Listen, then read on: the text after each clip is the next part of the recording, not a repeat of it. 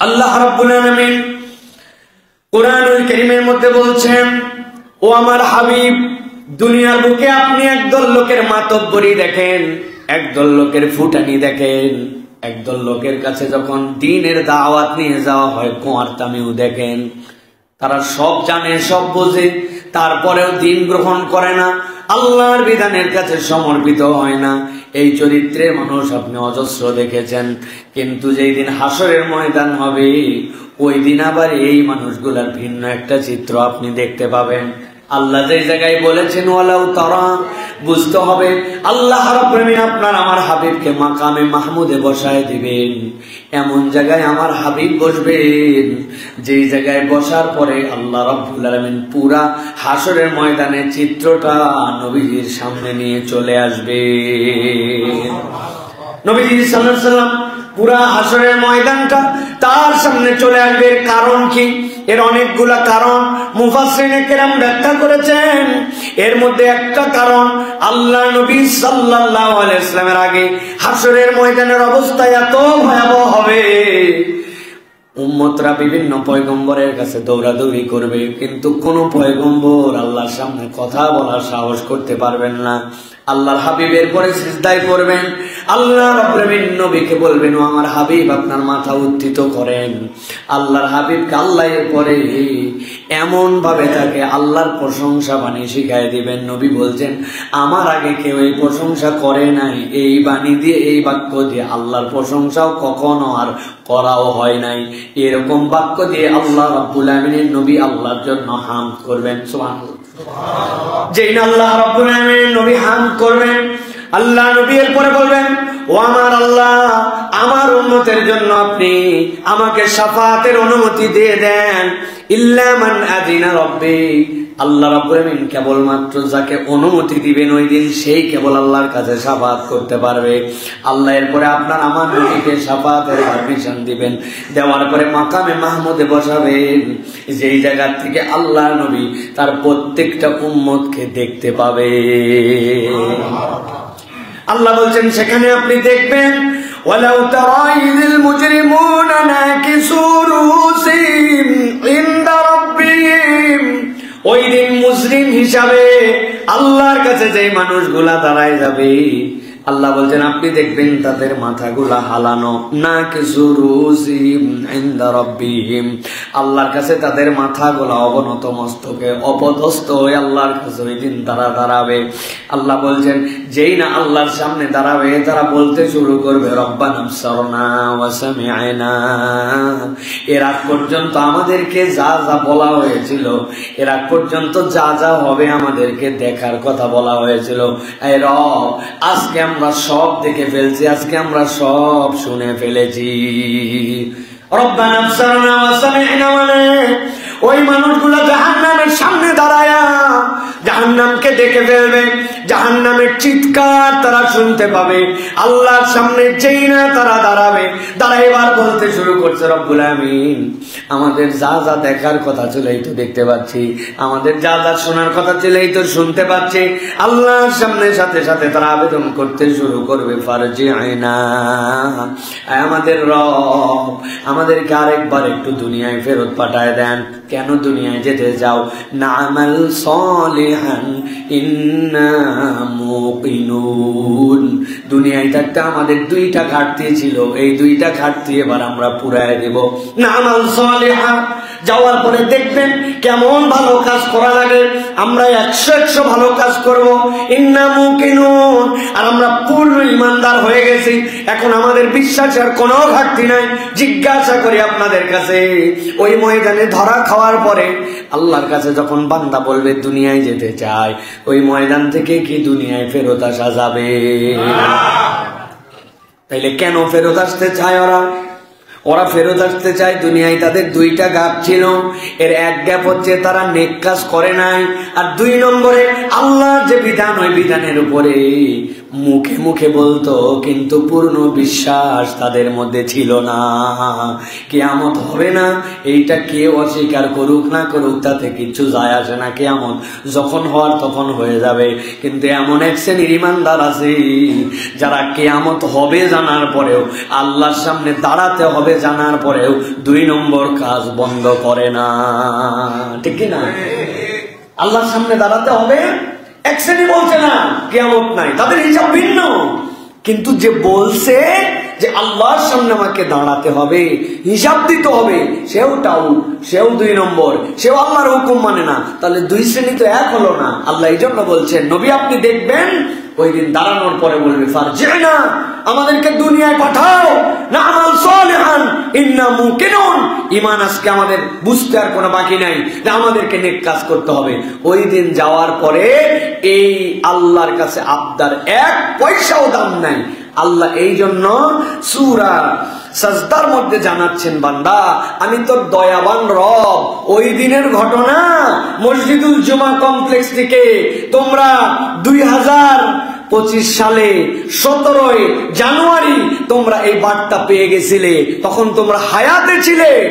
তোমরা শুধরায় আসো, কেন ওই দিন যাওয়ার পরে ফেরত আসার সুযোগ নাই। আমি আল্লাহ আগেই প্রশ্নপত্র ফাঁস করে দিলাম যাতে তুমি প্রস্তুতি নিয়ে আসতে পারো। সুবহানাল্লাহ। তাহলে এটা হচ্ছে 1 নম্বর চিত্র, যেই মানুষরা আমলে কম কিন্তু দুনিয়ার বুকে আমলের বর্ণনা শুনেছিল কিন্তু পালন করে নাই, রব্বুল আলামিন বলছেন তাদেরকে মাথা হালায়া অপদস্থ মস্তকে পুরা হাসরবাসীর সামনে তাদেরকে উত্থিত করা হবে। নাউযুবিল্লাহ। 2 নম্বরে আল্লাহ রাব্বুল আলামিন বলছেন, দুনিয়ার বুকে 1 শ্রেণীর মানুষ ছিল, যেই মানুষগুলা তাদের জবান দিয়ে সবসময় বড় বড় কথা বলতো, আল্লাহর বিপক্ষে, ইসলামের বিপক্ষে, আল্লাহর পক্ষের লোকের বিপক্ষে। আল্লাহর বাণী যারা প্রচার করত তাদের বিপক্ষে অনেক বড় বড় লেকচার দিত। আল্লাহ রাব্বুল আলামিন বলছেন, এই মানুষগুলাকে আল্লাহ রাব্বুল আলামিন ওই দিন 2টা ভাবে উত্থিত করবেন।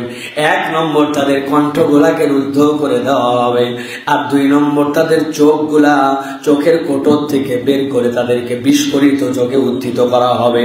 যেই না ওই মানুষগুলো আল্লাহর সামনে কথা বলতে পারে না কিন্তু চোখ তার বিস্ফোরিত, এই চেহারা দেখেই চেনা যাবে এই মানুষগুলো আল্লাহর কাছে কোন অপরাধে সেই দিন উত্থিত হয়েছে। আল্লাহ রাব্বুল আলামিন সূরা ইব্রাহিম ডিটেইলস বর্ণনা করেছেন। আল্লাহ সূরা ইব্রাহিমের 42-43 নম্বর আয়াতের মধ্যে তাদের অবস্থা বর্ণনা করেছেন। আল্লাহ রাব্বুল আলামিন বলছেন, ওয়ালা তাহসাবান্নাল্লাহা গাফিলান আম্মা ইয়ামালুজ জালিমুন। দুনিয়ার মানুষ আল্লাহ রাব্বুল আলামিনের ব্যাপারে এরকম ধারণা করো না। আরবির কায়দা যারা জানেন তারা জানেন আল্লাহর জন্য নুনে সকিলা লাগে না। আল্লাহর জন্য নুনের উপরে সকিলা দিয়ে এটাকে তাগিদ বর্ণনা করতে হয় না। আল্লাহ রাব্বুল আলামিন যা ইচ্ছা তাই করতে পারেন, অথচ আল্লাহ রাব্বুল আলামিন নিজের তাগিদ দিয়ে বলতেছেন, ওয়ালা তাহসাবান্নাল্লাহ, আল্লাহর ব্যাপারে কোশ্চিন কালেও তোমার মনে যেন এটা উদয় না হয়। কি উদয় না হয়? আল্লাহ বলছেন, আম্মা ইয়ামালুজ জালিমুন, আল্লাহ বোধহয় গাফেল, আল্লাহ বোধহয় বেখবর। যেই মানুষেরা দুনিয়ার বুকে জুলুম করে তাদের ব্যাপারে বোধহয় আল্লাহ খবর রাখেন না। আল্লাহ বলছেন, বান্দা কখনো দিলের মধ্যে এই কথা যেন উদয় না হয়। এটা যদি উদয় হয় তোমার ঈমান পূর্ণ হয় নাই। এর দ্বারা আল্লাহ বুঝাতে চান দুনিয়ায় যারা জুলুম করে তাদের পাই টু পাই হিসাব আল্লাহর কাছে আছে। আল্লাহ রাব্বুল আলামিন বলছেন, ওই মানুষগুলো অনেক সময় দুনিয়াতে দেখতে পায় না তাদের পরিণতিটা কি, তাদের অবস্থাটা কি, তারা অনুভব করে না।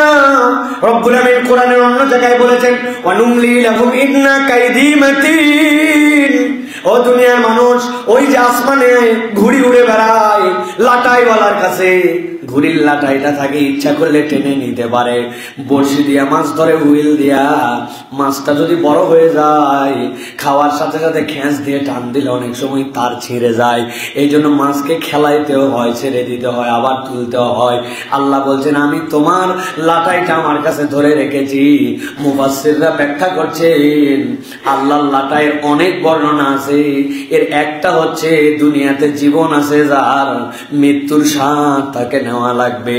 আল্লাহ তোমাকে চিরদিনের জন্য জীবন দেন নাই, ওই মৃত্যু থেকে বাঁচার কোনো বান্দার উপায় নাই। আল্লাহ রাব্বুল আলামিন বলছেন দুনিয়ায় তুমি দেখতে পেলে না, তোমাকে ধরা হলো না, মানুষ অনুভব করলো না, কেমনে আল্লাহ রাব্বুল আলামিন তোমাকে শাস্তি দেন তুমি বুঝতেই পারো না। আল্লাহ রাব্বুল আলামিন বলছেন কিন্তু হাসরের দিনে যখন এই মানুষগুলা, এই দাপটওয়ালা এই কণ্ঠগুলি, যেই কণ্ঠগুলি ইসলামের বিপক্ষে ছিল, এই মানুষগুলো যখন উঠবে তখন কি পরিণতি হবে? ইন্নামা ইউআখিরুহুম লিয়াউমিন তাশখাসু ফীহিল আবসার। আল্লাহ বলছেন ওই দিন যখন আল্লাহর সামনে উঠবে এই চোখগুলা তাদের স্থির হয়ে যাবে, চোখের পলক আর তারা ফেলতে পারবে না। ওই মানুষগুলা রব্বুল আলামিনের সামনে বিস্ফোরিত একটা চোখ নিয়ে উত্থিত হয়ে যাবে। আল্লাহ বলছেন মুহতিনা মুকনিরুসিম লা ইয়ারতাদু ইলাইহিম তারফুহুম ওয়া আফিদাতুহুম হাওয়া।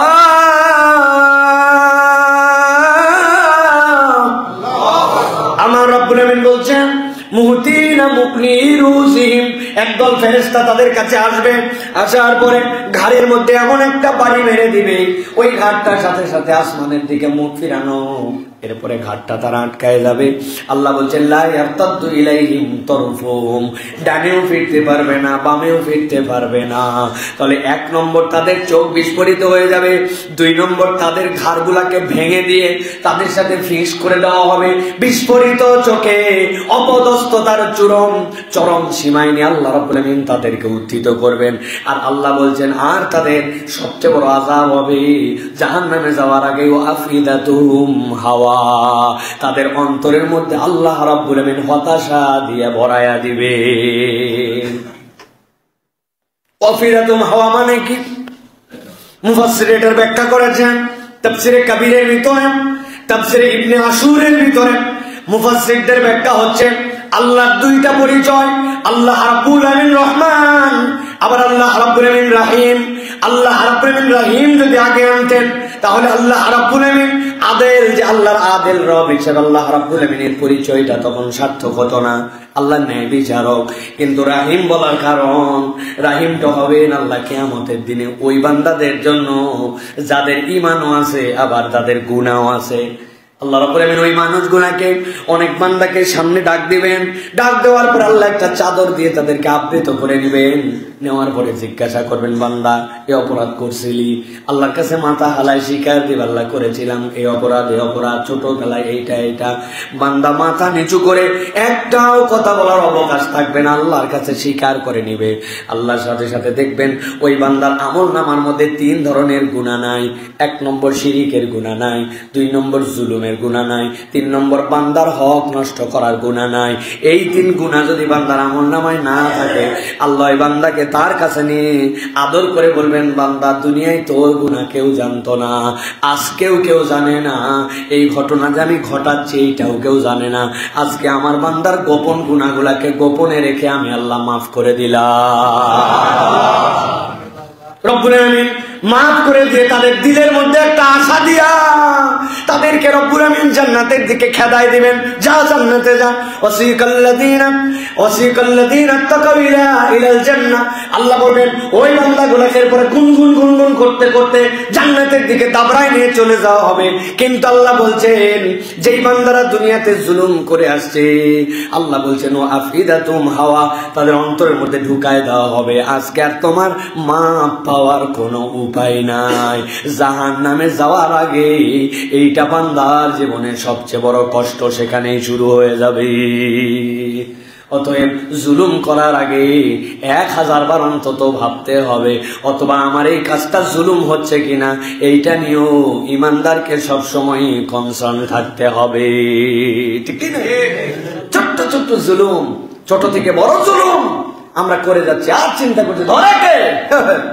কত কিছুই হয়ে গেল, কই কিছুই তো হলো না, আমার তো এখন পর্যন্ত সব স্বাভাবিক চলতেছে। না, জুলুম অনেক। আমরা অনেক সময় না বুঝে অনেক জুলুম করি, অনেক জুলুম করে ফেলি। 3 তলায় আপনি থাকেন, আরেকজন থাকে 4 তলায়। আপনি উপরে এমন জোরে জোরে হামাম দিস্তাতে মশলা বাটতেছেন, আর চিন্তা করছেন এই ফ্ল্যাট আমি কিনছি, বেটা শব্দ করবো কি না করবো এটা আমার ব্যাপার। আপনার বাচ্চা গাড়ি চালাচ্ছে রাত 12টা 1টার সময়, নিচের মানুষের ডিস্টার্ব হচ্ছে, আপনি মনে করতেছেন আমি আমার ফ্ল্যাটে, সে তার ফ্ল্যাটে। এটাও জুলুম হয়ে যেতে পারে আপনি যদি অবিবেচকের মতো কাজ করেন। জুতাটা অনেক সময় মসজিদ থেকে বের হওয়ার পরে অনেক মানুষ সালাত আদায় করতেছে, আপনি আপনার জুতায় রাখতেছেন, উপরতে ছেড়ে দিয়েছেন, ঠাস করে একটা শব্দ হয়, একজনের কনসেন্ট্রেশন নামাজ থেকে গাফেল হয়ে যায়, আরেকজনের বিরক্ত লাগে। আপনি মনে করছেন ব্যাপার না, কিন্তু এইটুকু জুলুম হয়ে যেতে পারে। মসজিদের ওযুখানার পানি আপনি কল ইচ্ছা মতো ছেড়ে ব্যবহার করছেন, আপনার পানির একটা এস্টিমেট আছে, আপনি সেটাকে ওভারলোড করে ব্যবহার করতেছেন। আরেকজন ব্যক্তি হয়তো ওযুর পানি পেল না, অথবা এই পানি তুলতে মেশিনের খরচ বেশি হলো, এটাও জুলুম হয়ে যেতে পারে।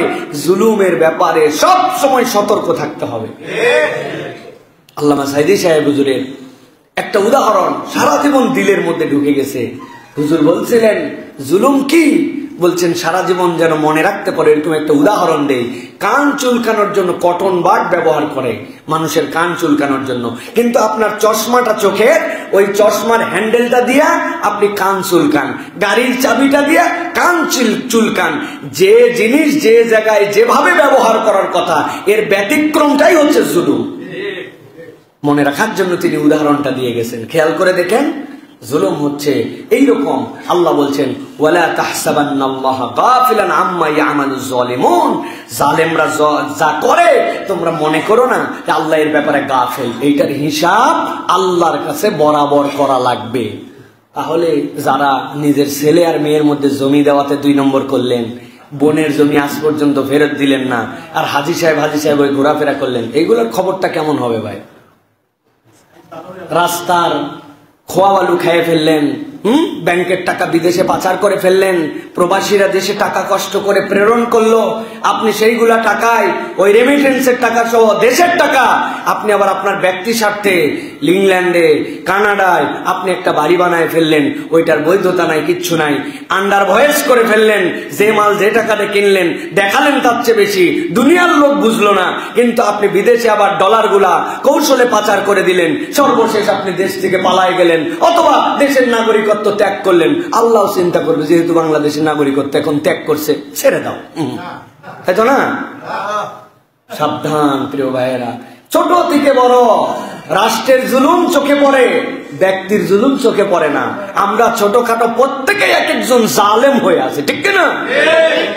আমরা আমাদের এই জুলুম থেকে সব সময় ছোট থেকে বড় এটা হিসাব করতে হবে। নবীজির কাছে আসছে, ইয়া রাসূলুল্লাহ আমার অনেকগুলা ছেলে, এই ছেলেটাকে অনেক মহব্বত করি, ওর জন্য আমি একটা খাদেম রেখে দিয়েছি, ইয়া রাসূলুল্লাহ দোয়া করেন। নবীজি বলছেন দোয়া মানে তোমার আর ছেলে পেলে সকলকে খাদেম দিছ না, তো তুমি হয় এর খাদেম ছুটাও, নাহলে সকল সন্তানকে খাদেম দাও, তাছাড়া তুমি জুলুম করবে। নবীজি এইটাকেও জুলুমের অন্তর্ভুক্ত করে ট্রেনিং দিয়ে গেছেন। আর আমরা ছোট থেকে বড় সবগুলার ক্ষেত্রে জুলুম করি। আপনার কর্মচারী নামাজ পড়তে চায়, উনি উনারে ক্যাশে বসাই দিয়ে আসে, তুই ক্যাশে বস, দোকানদারি ঠিক মতো চালা, উনি এসে তসবিহ তাহলিল করে নামাজ পড়ে। উনার দোকানের কর্মচারী, উনার ফ্যাক্টরির কর্মচারী, উনার অধীনস্থদের ব্যাপারে নামাজের খবর নেয় না, এটাও আপনি জালেম। আল্লাহ রাব্বুল আমিনের কাছে হিসাব করে প্রত্যেকটা ধাপ আমাদেরকে ফেলতে হবে, ঠিক না? আরেকটা জুলুমের কথা যদি বলি তাইলে এটা আপনাদের কাছে কষ্ট লাগবে।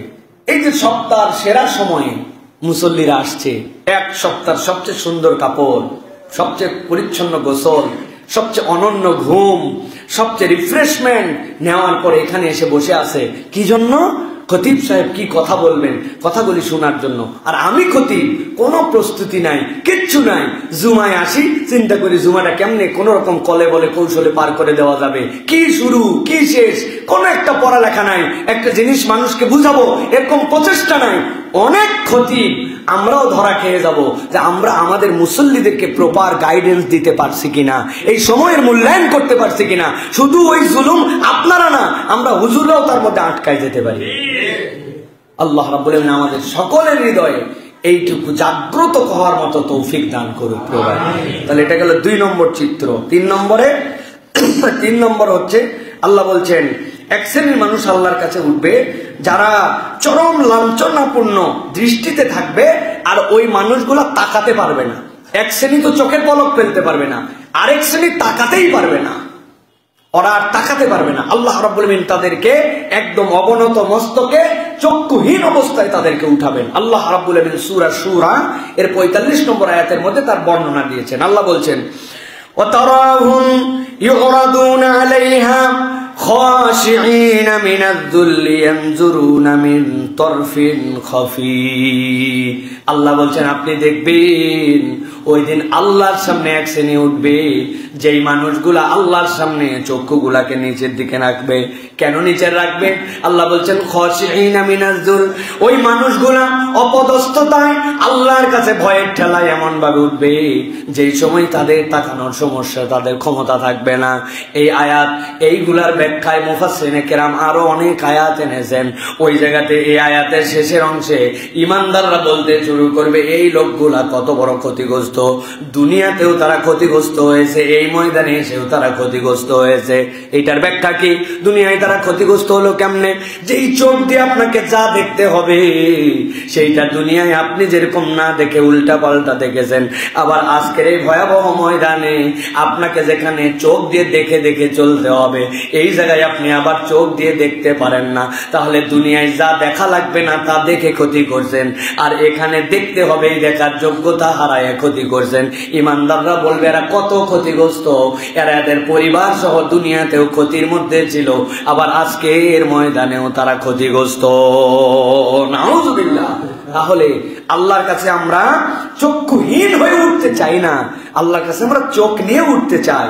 আল্লাহর কাছে আমরা উদ্ধত চোখে তাকাতে চাই না, কিন্তু অন্তত পক্ষে আমরা তো আল্লাহর সামনে দেখতে চাই, আল্লাহ রাব্বুল আলামিনের সামনে দাঁড়াতে চাই। আল্লাহ রাব্বুল আলামিন কোরআনুল কারীমের মধ্যে বলেছেন ওয়ামান আ'রাদা আন যিকরি ফাইন্না লাহু মাঈশাতান দানকা ওয়া নাহশুরুহু ইয়াওমাল কিয়ামাতি আ'মা। আল্লাহ বলছেন দুনিয়ায় তোমার কাছে আল্লাহর কিতাব ছিল, কিন্তু তুমি চিন্তা করছো মানলেই কি আর না মানলেই কি, পড়লেই কি আর না পড়লেই কি। আল্লাহ কোরআন শরীফ না পড়ে এমন কোন লোক আছে অক্সিজেনের শর্টে মারা গেছে? হ্যাঁ। আল্লাহর কোরআন শরীফ না পড়ার কারণে ডায়রিয়া হয়ে গেছে, তো কোরআন শরীফ পড়লেই কি না পড়লেই কি। আল্লাহ বলছেন ওয়ামান আ'রাদা আন যিকরি, তুমি আমার জিকির থেকে আমার কোরআন থেকে তোমার দৃষ্টিকে সরাই নিয়েছিলে।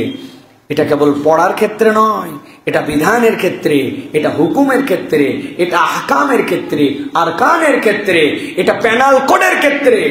আপনি মনে করেছেন নামাজের আল্লাহর নির্দেশনা আপনি কোরআন অনুযায়ী পালন করেন, কিন্তু আল্লাহ রাব্বুল আলামিন দুর্নীতিবাজকে কেমনে শাস্তি দিতে হবে তার বিধান তো আল্লাহ কোরআনে রেখেছেন, রাখেন নাই? যদি কোনো নারী অপদস্থ হয়ে যায়, যদি নারী লাঞ্ছিত হয়, কোন নারী যদি শ্লীলতাহানির শিকার হয়, তাহলে কোরআন তার জন্য বিচার রেখেছে না ভাই? ওটাকে নারী নির্যাতন আইন নামে আমরা যে আইন বানাইছি ওই আইনের মতো না আল্লাহর আইনটা ভিন্ন? আল্লাহর আইন ভিন্ন।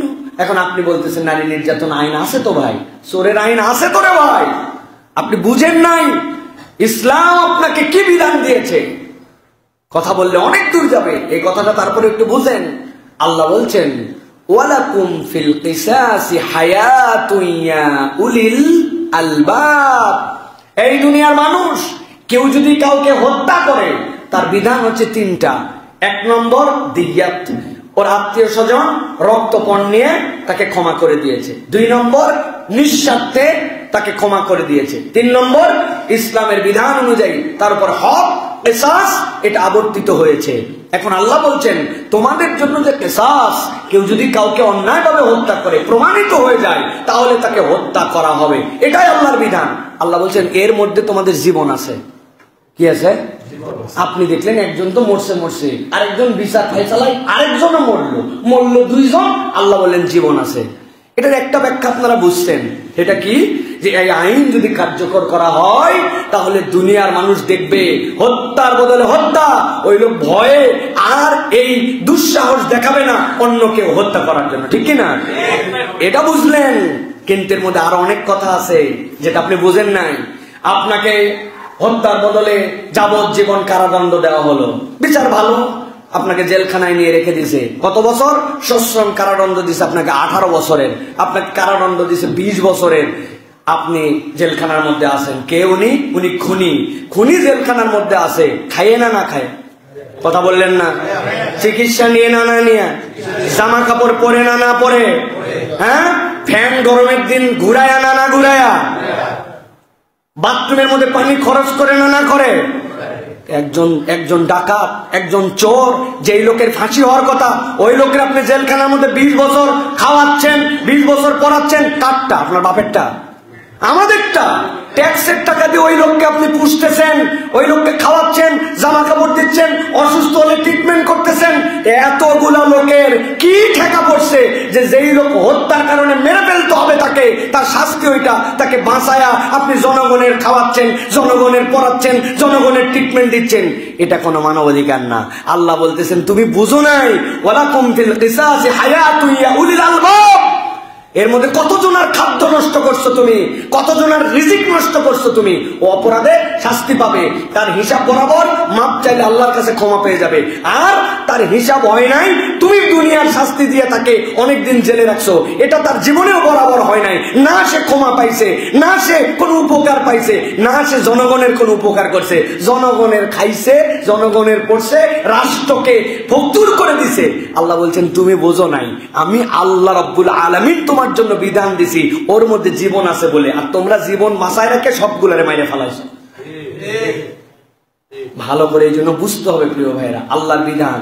আল্লাহ বলছেন ওয়ামান আরাদা আন যিকরি, তুমি পণ্ডিতি খাটায় আমার এই বিধান থেকে মুখ ফিরাইছো, আমি আল্লাহ তোমাকে বললাম দুনিয়ার জীবন তোমার লাঞ্ছনার জীবন দেব। জিন্দেগিটা লাঞ্ছিত জিন্দেগি হবে, সুখ হবে না। টাকা থাকবে, সংসার থাকবে, ওখানে তোমার বরকত থাকবে না। দুনিয়া তোমার সামনে আসবে, কিন্তু এটা তুমি প্রকৃতার্থে ভোগ করে যেতে পারবা না। তোমার দুনিয়া থাকবে, কিন্তু তোমার নিরাপত্তা থাকবে না। তোমার মধ্যে সবসময় অবসাদ কাজ করবে। এই জন্য আল্লাহ বলছেন এটাই শেষ, যাক দুনিয়াতে যেরকমই হোক একটু কষ্ট করে পার করে গেলাম। আল্লাহ বলছে এত না শুরু হইয়া উমাল কিয়ামতে আমা, তোমাকে কিয়ামতের দিন অন্ধ করে রব্বুল আলামিন তোমার সামনে উত্থিত করবে। অতএব প্রিয় ভাইরা, এখান থেকে আমাদের বুঝে নিতে হবে যে আল্লাহর বিধানের কাছে পূর্ণাঙ্গ সমর্পণ করতে হবে। কিছু মানলাম না, হ্যাঁ, আফাতুমিনুনা বিবাদিল কিতাব ওয়া তাকফুরুনা বিবাদ, কিছু মানলাম না। আল্লাহ বলতেছেন এরকম মন পছন্দ জিন্দেগি চলবে না। যদি চলে কি হবে? আল্লাহ বলছেন ওই দিন তাদেরকে দৃষ্টি বন্ধ করায়া হাসরের দিন লাঞ্ছিত করে উঠানো হবে, মানুষ দেখেই চিনে ফেলবে। হ্যাঁ, আল্লাহ বুঝাই দেবেন এই অপরাধী উঠছে আজকে এই অবস্থায়, কেন দুনিয়াতে আল্লাহর বিধানের সাথে গাদ্দারি করছিল। এরকম গাদ্দার আছে না ভাই? আছে বলেন না, আমরা কি এর আছে, কি মজা আছে। 4 নম্বরে আল্লাহ রাব্বুল আলামিন বলছেন হাসর দিনে যখন উঠবে এক শ্রেণীর অপরাধী, তাদের চেহারাটা আল্লাহ রাব্বুল আলামিন অন্ধকারের ন্যায় কালো করে দিবেন। চেহারা এমন বিদঘুটে কালো হবে, অথচ ওই লোকের চেহারা ওরকম ছিল না। ওই কালো আলাদা ধরনের হবে। ওই কালো দুনিয়ার সাদা কালো, চুল কালো, হাড়ির তলা কালো, ব্ল্যাকবোর্ড কালো, রং কালো, এরকম কালো নয়। ওই কালোর এমন ধরন হবে, ওই বান্দার অপরাধ তার চেহারা দেখেই পুরা হাসরের মানুষ বুঝে ফেলবে। আল্লাহ রাব্বুল আলামিন সূরা ইউনূস 27 নম্বর আয়াতের মধ্যে বলছেন, আল্লাহ রাব্বুল আলামিন বলছেন কাআন্নামা উগশিয়াত উজুহুম কিতাআম মিনাল লাইলি মুজলিমা। রাত যদি হয় এমন যেই রাত্রে আকাশে চাঁদ নাই, আবার যেই রাত্রের মধ্যে আকাশের মধ্যে মেঘ আছে, ওই রাতটা এমন একখণ্ড রাতকে আল্লাহ বলছেন কিতাআম মিনাল লাইল। রাতকে যদি কেটে বের করে নেওয়া যেত, রাতকে কাটা সহজ নয়। আল্লাহ বলছেন ওই মানুষগুলা এমন ভাবে আল্লাহর কাছে উঠবে নতজানু হয়ে, তাদের চেহারাগুলা আধার রাতের ওই পূর্ণিমাহীন যে রাত, ওই রাতের অমাবস্যা রাতের মধ্যে যেরকম আলোহীন, যেরকম অন্ধকার হয়, ওই চেহারাগুলোর মধ্যে কেউ যদি তাকায় তাহলে মনে হবে সে ওর মধ্যে ঢুকে যাচ্ছে, অন্ধকারটা যেন তাকে খেয়ে ফেলতেছে। আল্লাহ বলছেন আল্লাহর কাছে কিয়ামতের দিনে এক শ্রেণীর মানুষ এইরকম ভাবে উত্থিত হবে। কোন মানুষ? আল্লাহ রাব্বুল আলামিন যাদেরকে বলেছেন ওই মানুষ, যেই মানুষগুলাকে আহসানা তাকওয়িম, আল্লাহ যার থেকে বেশি সুন্দর করে আর কাউকে সৃষ্টি করেন নাই। তাকওয়িমের ব্যাখ্যা পরে দেখবেন সুসামঞ্জস্যশীল। সুসামঞ্জস্যের ব্যাখ্যা মুফাসসিররা পৃষ্ঠার পর পৃষ্ঠা, দিস্তার পর দিস্তা লিখছেন।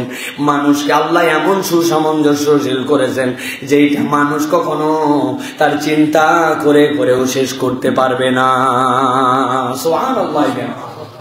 এই শরীরের মধ্যে অনেক জায়গার পশম আছে আপনার, কিন্তু আপনি যদি একটু হিসাব করে দেখেন সব পশমের গ্রেড একরকম না, সবগুলাই পশম চুল, কিন্তু কোনোটা সফট, কোনোটা নরম, কোনোটা খাড়া, কোনোটা শক্ত।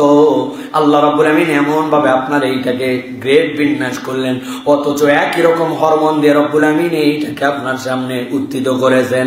আপনার যে দাঁত 1.5 বছর বয়সে উঠে গেছে, ওই দাঁতকে আল্লাহ থামায় দিলেন 1/2 ইঞ্চির মধ্যে।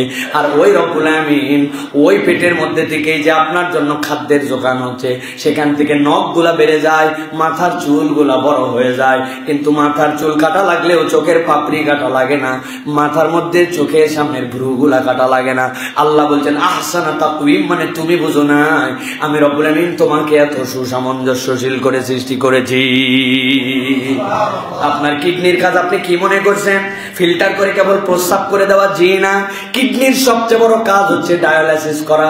কি ডায়ালাইসিস? আপনার পানির মধ্যে থেকে আপনার রক্তগুলাকে আলাদা করে করে ওইটাকে আপনার শরীরের মধ্যে সার্কেল করে দেওয়া। যেই ব্যক্তির কিডনির সমস্যা জিজ্ঞাসা করে দেখেন, পানি তাকে মাপ করে খেতে বলেছে, আর সপ্তাহে সপ্তাহে যখন গলার এখানে 2টা রগ বের করে ওই ডায়ালাইসিসটা করতে হয়, খরচ কত আর কষ্ট কেমন আপনি আমি হিসাব করি নাই।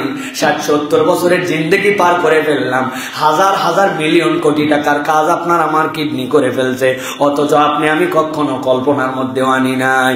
আল্লাহ বলছেন ওই বান্দা, যেই বান্দাকে আমি এরকম সুসামঞ্জস্যশীল করে সৃষ্টি করলাম, কিয়ামতের দিনে সে অন্ধকারাচ্ছন্ন একটা চেহারা নিয়ে আমার সামনে উঠবে, এটা আমি চাই না। কিন্তু আমার বান্দা আমার সাথে গাদ্দারি করার কারণে, আমার দেখানো রাস্তায় চলা না চলার কারণে কিয়ামতের দিনে কিন্তু এই বান্দাকে এরকম করে উত্থিত হতে পারে। অতএব সাবধান হতে হবে প্রিয় ভাইয়েরা। এগুলো কেবল শোনার জন্য শোনা নয়, এগুলো কেবল শোনার জন্য শোনা নয় যে শুনে গেলাম আর চলে গেলাম। আল্লাহ রাব্বুল আমিন ভয় দেখাচ্ছেন এইটা। 5 নম্বরে আল্লাহ বলছেন এক শ্রেণী আল্লাহর সামনে ওই দিন হাঁটতেও পারবে না, চলতেও পারবে না। আল্লাহর সামনে হাসরের ময়দানে ওই যে নতজানু হয়ে বসে পড়বে, জাহান্নামে তাদেরকে লাথায়া খুজু, আল্লাহ বলবেন তাদেরকে ধরো, ফাসাল্লু, তাদের কোমরের মধ্যে জিনজির লাগাও, এরপরে নিক্ষেপ করো। আচ্ছা, কথা হচ্ছে যে লোক এমনি যেতে পারে, আল্লাহ নির্দেশ দিলে কেন আল্লাহ রাব্বুল আলামিন তাদের কোমরের মধ্যে আবার বলবেন ধরে বাইন্ধে জিনজির লাগাও? আল্লাহ তার কারণ ব্যাখ্যা করেছেন। আল্লাহ বলছেন এক শ্রেণী আমার সামনে উঠবে যারা নতজানু হয়ে বসে পড়বে, পুরা হাসরের ময়দান দেখে বুঝবে এরা ভিন্ন গ্রেডের আসামি। আল্লাহ রাব্বুল আলামিন সূরা জাসিয়া, কোরআনের অন্যতম সূরা, এর 2টা আয়াত 28 আর 29 নম্বর আয়াতের মধ্যে আল্লাহ বর্ণনা দিচ্ছেন, এ আমার হাবিব, আপনার উম্মতের মধ্যে এক শ্রেণীর লোককে ওই দিন দেখতে পাবেন, দুনিয়ার বুকে কি তাদের দাপট, কি দৌড়াদৌড়ি, পুরা দুনিয়ার মাথা তারা দবড়ায় বেড়াইছে, দৌড়ায় বেড়াইছে। কিন্তু আপনি যখন তাদেরকে হেদায়েতের দিকে ডেকেছেন, ওই হেদায়েত শোনার মতো তাদের হাতে সময় ছিল না, বিরাট ব্যস্ততা। আপনি দোয়া পড়ে উঠেছেন, যানবাহনের মধ্যে কি পড়েছেন? আপনি পড়েছেন সুবহানাল্লাযী সাখারা লানা হাযা ওয়া মা কুন্না লাহু মুকরিনিন ওয়া ইন্না ইলা রাব্বিনা লামুনকালিবুন। এই রব, আমাকে যে বাহন তুমি দিয়েছো এটা বশীভূত করার যোগ্যতা আমার ছিল না। এইটাকে আল্লাহ রাব্বুল আমিন আমি বশীভূত করতে পারতাম না। যেই আপনার বাইকটা আপনি চালাচ্ছেন, ওই বাইকের লোহা, তামা, দস্তা, ওই বাইকের স্টিল, ওই বাইকের যে সামগ্রী, এগুলো আপনি নিজে নিজে নিয়ন্ত্রণ করতে পারতেন। আল্লাহ রাব্বুল আমিন ওইগুলাকে বশীভূত করার যোগ্যতা দান করেছেন। আল্লাহ রাব্বুল আমিন আপনাকে আপনার উপযুক্ত করে ওইটা দিয়েছেন। আপনি উঠার পরে বলতেছেন এটাকে বশীভূত করার ক্ষমতা আমার নাই, তুমি আল্লাহ দিয়েছো। ইন্না ইলা রাব্বিনা লামুনকালিবুন, আপনার কাছে আমাদেরকে প্রত্যাবর্তন করতে হবে চূড়ান্ত। এই বান্দা, যেই বান্দা এই কথা বলে, অথচ ওই বান্দায় হয়তো আযান শুনতে পেয়েছে, হাইয়া আলা সালা। ওর আর বাইক থামে নাই, ওর আর জীবন থামে নাই, ওর মিল থামে নাই, ওর দোকান থামে নাই, কিচ্ছু থামে নাই। সে মনে করছে এই সময়ও আমার, এই সময়ের মালিক ও বোধহয় আমি আমার মতো গতি অব্যাহত রেখে দিয়েছি। আমার পড়ার সময় এখন, আমার কোচিং এর সময় এখন, আমার কাজের সময় এখন, আমার রান্নার সময় এখন, আমার টিভি দেখার সময় এখন। আল্লাহ বলতেছেন তুমি তোমার সময়কে নিয়ন্ত্রণ করো না, সময়কে নিয়ন্ত্রণ করেন রব্বুল আলামিন। অথচ সময়ের মালিককেই তুমি সময় দেখায় খাত দিছ, সময়ের মালিককেই সময়ের খাত দিছ তুমি। তুমি চাইলে 1 মিনিট আগে সূর্যকে তুলতে পারো না, 1 মিনিট পরে সূর্যকে দাবাতে পারো না। তুমি কিসের মালিক? তুমি কিছুর মালিক নয়, তুমি একটা টাইম ফ্রেমের মধ্যে আছো। অথচ সময়ের মালিককে তুমি উল্টায় খাত দেখাইছো। কি ভাই কথা কি বল? আমার রব্বুল আলামিন বলতেছেন ওয়াতারা কুল্লা উম্মাতিন জাসিয়া। ও আমার হাবিব, আপনি দেখতে পাবেন এক শ্রেণীর লোক হাসরের দিনে ওঠার পরে নতজানু হয়ে বসে পড়েছে। আল্লাহ বলছেন কুল্লু উম্মাতিন তুদআ ইলা কিতাবিহাল ইয়াউম তুজজাউনা মা কুনতুম তা'মালুন। আল্লাহ বলছেন প্রত্যেক উম্মতকে তাদের কিতাব সব আল্লাহর কাছে ডাকা হবে। রব্বুল আমিন যেই না তাদেরকে রব্বুল আমিনের সামনে ডাকবেন, ওই বান্দার অনেক সময় বলবে আয় রব্বুল আমিন এই অপরাধ আমি করি নাই, মনেই নাই আসলে অপরাধ করছে কি করে নাই। ছোট্টবেলায় গ্রামের মধ্যে একটা তেঁতুল গাছ ছিল। সকালবেলা একদিন দেখছে তেঁতুল খাওয়ার লোভ হয়। ছোট্ট একটা জলপয়ের গাছ ছিল পুকুর পারে, অমুক দাদার তমুক দাদার। আপনারা 3 বন্ধু মিলে যাওয়ার সময় মারছে একটা ঢেল, ওর মধ্যে থেকে জলপাই পড়ে গেছিল, ওই মধ্যে থেকে তেঁতুল পড়ে গেছিল। আমার মনেও নাই আর 50-60 বছর পরে কোন দিন কার জলপাই খাইছিলাম, কোন দিন কার তেঁতুল খাইছিলাম।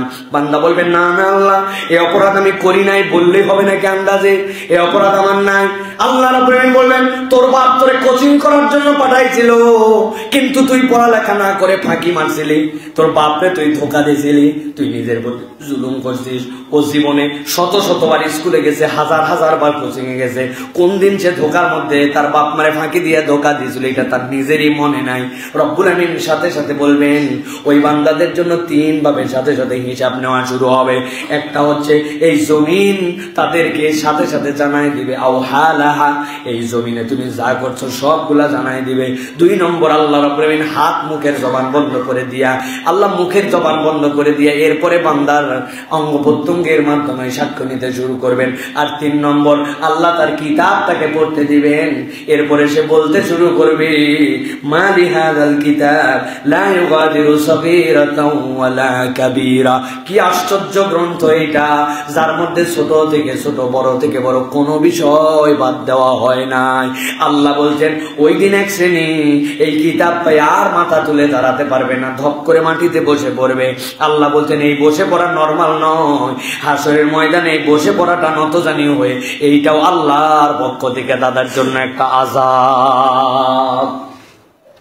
আল্লাহ রাব্বুল আমিন বলছেন হাযা কিতাবুনা ইয়ানতিকু আলাইকুম বিল হাক্কি ইন্না কুন্না নাস্তানসিখু মা কুনতুম তা'মালুন।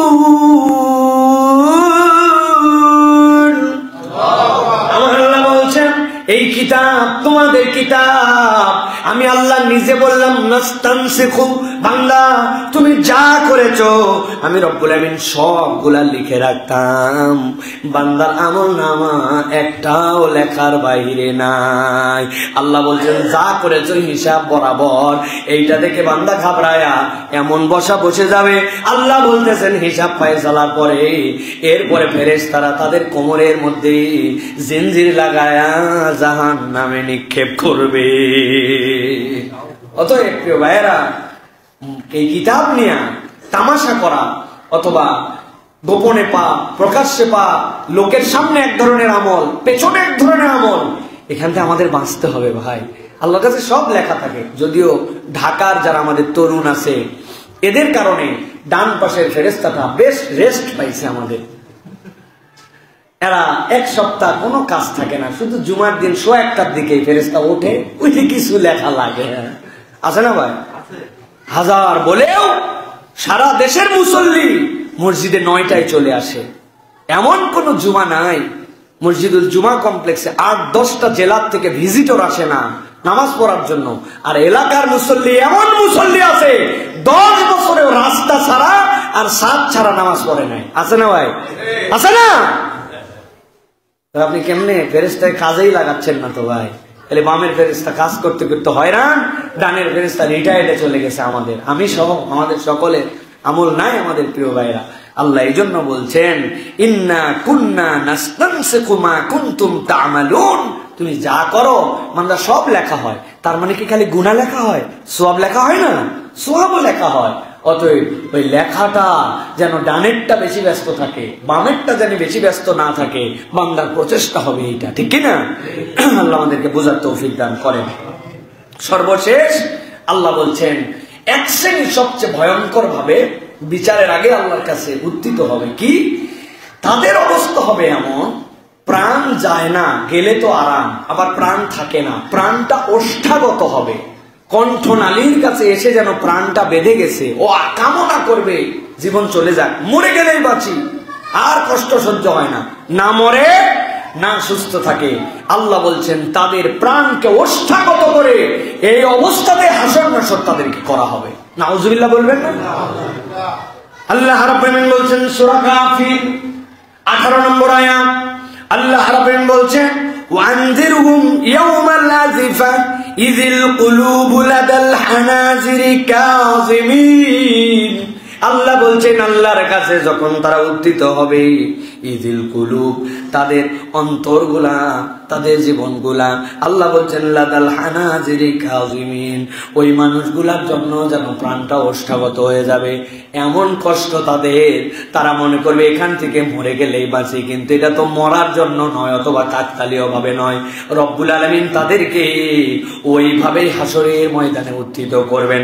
আল্লাহ বলছেন মালিজ জালিমিন মিন হামিমিন ওয়ালা শাফি'। আল্লাহ রাব্বুল আমিন বলছেন ওই দিন তাদের জন্য কোনো বন্ধু থাকবে না, আবার তাদের জন্য কোনো সুপারিশকারীও থাকবে না। দুনিয়াতে দোস্ত দোস্ত করে ঘুরছি, যেই দোস্ত ছাড়া আপনার কিচ্ছু ভালো লাগে না, আড্ডার পর আড্ডা, ঘন্টার পরে ঘন্টা, এমন কোনো খারাপ কাজ নাই যেই কাজে ওই বন্ধু আপনার সাথে ছিল না। তিনজন মিলে দাঁড়ায় গেছে, যা গল্প করছে সব বাজে গল্পের একজন তিনি সমন্বয়ক ছিল, অথবা ওই বাজে গল্পের উনি উদ্দীপক ছিল, অথবা ওই বাজে গল্পের সে সমর্থক ছিল। তার সাথেই ঘুরছি, তার সাথেই ফিরছি। যখন ঈদের সময় আসছে, যখন আনন্দ করার জন্য মন চাইছে, তখন ওই দোস্ত আপনাকে যোগান দিয়ে বলছে দোস্ত আর কতদিন বিড়ি খাবি? চিন্তা করছে আমার দোস্ত বোধহয় বিরাট একটা ভালো কথা বলছে, বিড়ি খাওয়া খারাপ, বলছে দোস্ত আর বিড়ি খায় ফিলিংস আসে না। এবার একটা কৌশল পাইছি, তুই ছোট্ট করে প্রস্তুতি নে, কি ওই তুই একটা বিড়ি কিনে ভিতরের মাল ফেলা। ও ভিতরের মাল ফেলাইছে, ও কোত্থেকে একটা পুরিয়া ম্যানেজ করে আনছে, আনার পরে ছোট্ট করে সেলুনের দোকান থেকে কাটা ব্লেড নিয়ে কুচকুচ করে কাইটে ওর ভিতরে ঢুকাইছে। ঢুকায় বলছে দোস্ত একটা নেতে যেমন তেমন, দুইটা নেতে রাজা। মুসলিম বাজার অঞ্চলে যাহারা উহা খায় উহার নাম আপনারাও জানেন দেখি। ওই বন্ধু তার এত আপন বন্ধু, তারে নেশা করাইছে, তারে মহিলাদের নিয়ে বাজে আলাপ করাইছে, বাইকিং করে বেড়াইছে, ইসলাম থেকে তাকে দূরে সরায় রাখছে। আমার আল্লাহ রাব্বুল আমিন বলছেন ওই দিন যাওয়ার পরে মিন হামিমিন ওয়ালা শাফি, তার কোনো বন্ধু থাকবে না, তার জন্য আমার নবী সুপারিশও করবে না। আল্লাহ নবী সুপারিশও নাই, ওই দোস্তালি ওই জায়গায় চলবে না। আল্লাহ বলছেন প্রাণ উৎসাহিত করে রব্বুল আমিন তোমাকে সামনে দাঁড় করাই দিবেন। বান্দা ওই দিন ভয় করো, ওই দিন তোমার চাইলেও আশা লাগবে, না চাইলেও আশা লাগবে। দুনিয়ার শত ব্যস্ততা, মিলিয়ন মিলিয়ন টাকার হিসাব। ইলন মাস্ক সাহেব দুনিয়ার 1 নম্বর ধনী, 1 নম্বর জ্ঞানী বলতেছেন আপনারা, যারে উনারেও যাওয়া লাগবে, আমারও যাওয়া লাগবে। রাস্তার পাশে ফুটপাতে 100 টাকার কলার মোচা আর কলার থোড়া আর রাস্তার থেকে কুড়ায় কুড়ায় ওই শাক নিয়ে আসে। আমি মাঝে মাঝে দেখি কতগুলো মানুষ এদের থেকে একটু কেনাকাটা করার জন্য চেষ্টা করেন, অন্তত দাম দর করেন না এদের সাথে।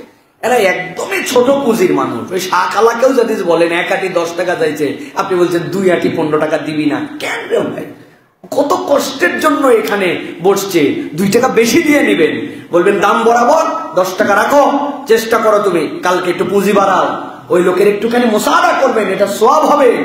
এই যে মানুষ রাস্তার ধারে বসে দিনের পুঁজি দিনে শেষ হয়, ওই যে আমরা যাদেরকে ফকির মিসকিন বলি, শাক 12 মিশালি শাক কুড়ায় নিয়ে আসে বিক্রি করে, কচু শাক কুড়ায় নিয়ে এসে বিক্রি করে, ওই ব্যক্তিকে আল্লাহর সামনে উঠতে হবে, আর দুনিয়ার সবচেয়ে বড় ধনীকে আল্লাহর সামনে উঠতে হবে। উঠতে হবে না প্রিয় ভাইয়েরা? ধনী গরিব দেখে আগুন বাড়ি পুড়ায় না। যদি তাই হতো তাহলে বাংলাদেশের আগুনে আমাদের গার্মেন্টস পুড়তো, ক্যালিফোর্নিয়ার আগুনে অন্তত পক্ষে ওই জায়গায় হলিউড টলিউডের বিখ্যাত বিখ্যাত ব্যক্তি, অলিম্পিকে 10টি গোল্ড মেডেল জয়ী, আগুন থেমে যাও। তাই আগুন জ্বলাতে কাউরে হিসাব করে নাই। অতএব মৃত্যু সকলের আসবে, আল্লাহর সামনে সবাই উঠতে হবে।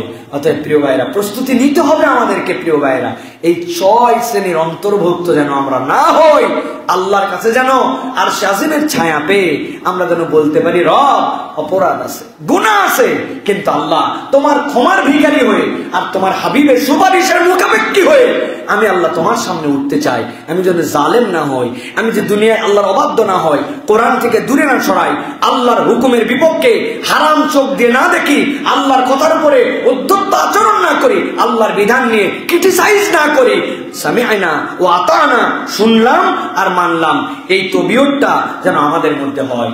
এই তবিয়ত আসার জন্য শেষ একটা কথা বলবো প্রিয় ভাইরা, সেটা হচ্ছে বান্দাকে শুকরগুজার হতে হবে। কি হতে হবে? শাকের হতে হবে। বান্দা শাকের না হলে আল্লাহ রাব্বুল আলামিনের কাছে ইতাআতকারী হতে পারে না। আমাদের অধিকাংশের দিলের মধ্যেই শুকরিয়া নাই।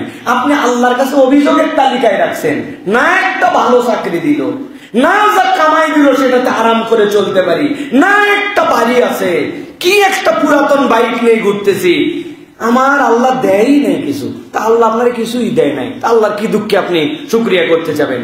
আর যদি আপনি দেখার চোখটা চেঞ্জ করে ফেলেন, চশমাটা বদল করে ফেলেন, আল্লাহর প্রাপ্তির তালিকাটা বেশি দেখতে পান, এই রব শীতের মধ্যে পানি গরম ঠান্ডা মিশায় আমার ঠান্ডা গায়ের মধ্যে দিয়ে গোসল করা লাগে, কিন্তু আমি তো কোনোদিন ভেবে দেখলাম না ঢাকা শহরের তাপমাত্রা 10-12 ডিগ্রি সেলসিয়াসে, আবার ঢাকা শহরের তাপমাত্রা 40 ডিগ্রি সেলসিয়াসে। ওই সময় ফ্রিজ থেকে বের করে ঠান্ডা পানি খায়, আর এখন গিজার থেকে গরম পানি বের করে নিয়ে ঠান্ডার সাথে মিশায়। কিন্তু আমি তো নিঃশ্বাস নেই, ওই নিঃশ্বাসেও তো আমার বুকের একটা লেয়ার আছে, যে ওই তাপমাত্রা বেশি হয়ে গেলেও আমার রক্তকণিকা ভেঙে যাবে, বেশি কম হয়ে গেলেও আমার ওইটা তো জমাট বেঁধে নিউমোনিয়া হয়ে যাবে। কই, আমি তো আমার নাক দিয়ে নিঃশ্বাস কিভাবে নিব সেটা গরমে আলাদা প্রস্তুতি নেই নাই। ওটা না আল্লাহ ফেরোনাস দিয়া আমার এখানে সেট করে রাখছেন, মাইক্রো সেকেন্ডের মধ্যে গরমকে লিমিটেড ঠান্ডা, ঠান্ডাকে লিমিটেড গরম কনভার্ট করে আমার লাঞ্চকে ঠিক রাখছে। আমি না দুনিয়া ভর অপরাধ করি, দুনিয়া ভর অন্যায় করি, কিন্তু আমার তো এইটার জন্য কোনো ম্যানেজমেন্ট নিয়ে চিন্তা করতে হয় নাই। আলহামদুলিল্লাহ, আল্লাহ তুই আমার যা দিছিস, কি এর বাড়ি, কি এর ঘর, জান্নাত থাকলে ঘর নিয়ে কি করব? হ্যাঁ, আপনি আল্লাহর নিয়ামত খুঁজে পাই না, এই জন্য আল্লাহর শাকের বান্দা হতে হবে। আল্লাহ তোমার একটা প্রশংসা শুনে আমি সুবহানাল্লাহ বলতে পারছি, আমি অত ভালো বান্দা না, কিন্তু আমাকে তুমি সুবহানাল্লাহ বলার মতো মস্তিষ্ক দিছো, যে এই স্বাভাবিকতায় আমারে কেউ পাগল বলতে পারে না, আমার ব্রেনের ডিস্টার্ব না, লোকজন আমি এলোমেলো কথা বলি না, আল্লাহর কথা শুনে সুবহানাল্লাহ বলতে পারি। তুমি আমাকে একটা সুষম ব্রেন দান করছো আল্লাহ, তুমি আমার বিরাট বাড়ি দিছো, একবারে আমাকে অডি কোম্পানির গাড়ি দিছো, BMW, কিন্তু আমি পাগলা। লাভ আছে ভাই? আল্লাহ তুমি আর পাগলা বানাও নাই, এটা তো তেমন বড় নিয়ামত না, তাই না ভাই? আপনাকে একটা গুলশানে ফ্ল্যাট দেওয়া হবে, কিন্তু আপনাকে পাগলা বানানো হবে, রাজি তো ভাই? কোন পাগলাও হাত তুলবে না,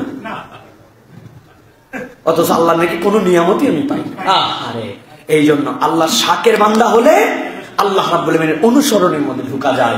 আল্লাহ আমাদেরকে বোঝার তৌফিক দান করেন, নিজেরা এই কথা জানবো, অন্যের কাছে এই কথাগুলো ছড়াই দিব। ওয়া মা আলাইনা।